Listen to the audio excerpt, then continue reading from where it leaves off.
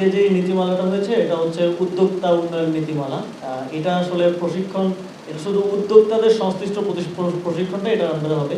এর বাইরে আপনি যেটা বলছেন সেটা হচ্ছে আমাদের যুব উন্নয়ন অধিদপ্তরের যে প্রশিক্ষণগুলো হয়, অনেকে শুধু ওই যে একটা ডেলি অ্যালাউন্সের জন্য হয়তো ইয়াতে যায়। তো আমরা চেষ্টা করছি যে আমাদের যে প্রশিক্ষণগুলো আছে সেগুলোর আধুনিকায়ন করা এবং যুগের সাথে তাল মিলিয়ে, যাতে আমি এসে এমনও প্রশিক্ষণ পেয়েছি যে স্মার্টফোন কীভাবে চালাতে হয় এই ধরনের প্রশিক্ষণ, এগুলো তো মানে মেক নো সেন্স। তো আমরা যুগের সাথে তাল মিলিয়ে আমাদের প্রশিক্ষণগুলোকেও আরও ডেভেলপ করার চেষ্টা করছি, কারিকুলামগুলো ডেভেলপ করছি। এবং আপনারা যারা নতুন কিছু প্রশিক্ষণ আমরা ইন্ট্রোডিউস করছি, সেলফ ডিফেন্স, তারপর হচ্ছে আর্টিফিশিয়াল ইন্টেলিজেন্স নিয়েও আমরা প্রশিক্ষণ এই জুন জুলাই থেকে হয়তো আমরা আপনারা পেয়ে যাবেন।